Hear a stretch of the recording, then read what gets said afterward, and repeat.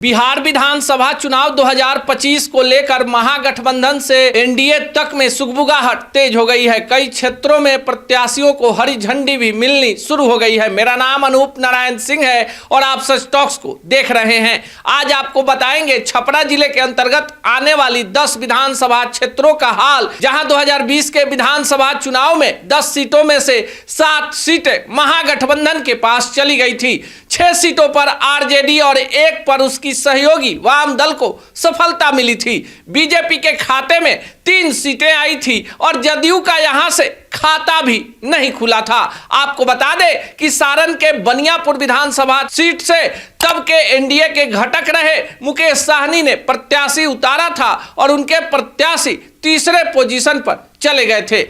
आज के इस खबर में बताएंगे आरजेडी के उन 6 विधायकों का हाल कि किसका टिकट कट रहा है और किसको होल्ड पर रख दिया गया है। सबसे पहले चर्चा सोनपुर विधानसभा क्षेत्र की, जहां से लगातार 2 टर्म से आरजेडी के टिकट पर चुनाव जीत रहे रामानुज राय पर टिकट कटने का खतरा बरकरार हो गया है। और आपको बताएं, इस सीट से लालू प्रसाद यादव की बेटी रोहिणी आचार्य के नाम की चर्चा चल रही है। हालांकि रोहिणी चुनाव लड़ेंगी या नहीं लड़ेंगी, इसका निर्णय आरजेडी सुप्रीमो लालू प्रसाद यादव को लेना है। पर इसी सीट से पूर्व विधायक दिवंगत राजकुमार राय के बेटे राजन राय की भी तैयारी है। यानी सोनपुर विधानसभा सीट पर राजद ने फिलहाल होल्ड लगा रखा है। बगल की सीट परसा, जहां से 2020 के विधानसभा चुनाव में छोटे लाल राय आरजेडी के टिकट पर चुनाव लड़े थे और जीतने में भी सफल रहे थे। पर चर्चा है कि यहां से लालू प्रसाद यादव के समधी की भतीजी करिश्मा राय टिकट की प्रबल दावेदार है। सोशल मीडिया पर कई सारे दावे किए जा रहे हैं, पर यह सीट भी अभी आरजेडी ने होल्ड पर रखा है। आपको बताएं कि 2024 के लोकसभा चुनाव में परसा और सोनपुर से आरजेडी लीड लेने में सफल रही थी। बगल की सीट गरखा सुरक्षित, यहां के आरजेडी विधायक सुरेंद्र राम को हरी झंडी मिल गई है। यानी सुरेंद्र राम पर खतरे की तलवार नहीं लटक रही है।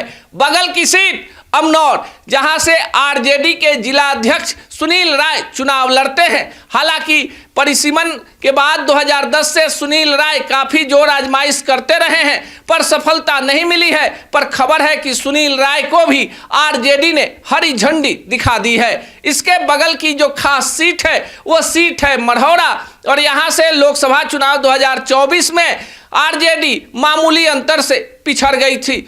पर खबर है कि यहां से आरजेडी के 3 टर्म वाले विधायक जितेंद्र राय को भी हरी झंडी मिल गई है। महाराजगंज लोकसभा क्षेत्र और छपरा जिले के अंतर्गत आने वाले तरैया सीट पर भी बड़ा पेच है। यहां से आरजेडी के टिकट के कई सारे दावेदार हैं, नाम कई सारे हैं, पर जो नाम सबसे प्रमुखता से चल रहा है वो सिपाही लाल महतो का है, जो पिछली बार आरजेडी के टिकट पर चुनाव लड़े और चुनाव हार गए। लेकिन यहीं से आरजेडी के पूर्व विधायक रहे मुंदिरका राय निर्दलीय चुनाव लड़कर 2020 में आरजेडी का गेम खराब करने वाले मिथिलेश राय, डॉक्टर वकील राय और राजपूत बिरादरी से आने वाले शैलेंद्र प्रताप भी टिकट के दौर में है।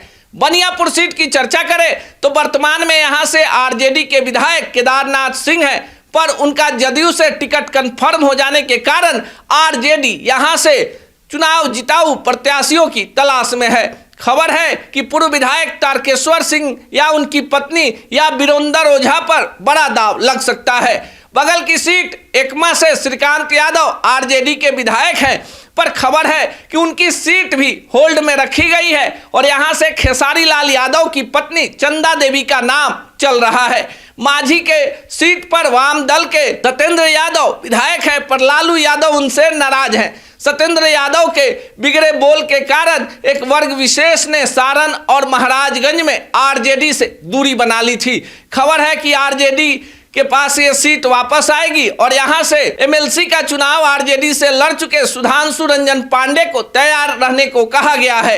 छपरा सीट पर भी आरजेडी को एक नए प्रत्याशी की तलाश है। कई सारे नाम हैं, पर ये आपको बता दें कि जो उम्मीदवार होगा वो यादव या वैश्य समाज से होगा। सारण के अंतर्गत आने वाली जो सीटें हैं उनकी संख्या 10 है। इसमें से तरैया, बनियापुर, एकमा और माझी जो सीटें हैं वो महाराजगंज लोकसभा क्षेत्र में आती हैं। इस बार के चुनावी चक्रम में आरजेडी को भी बड़ा पसीना बहाना पड़ रहा है। जहां एनडीए एकजुट है, कागज पर मजबूत है, वहीं राजद को जिताने वाले उम्मीदवारों की तलाश है। हालांकि राजनीति है, नीति के लिए कब राज बदल जाए कुछ कहा नहीं जा सकता। आपको क्या लगता है? कमेंट बॉक्स में जरूर बताएं।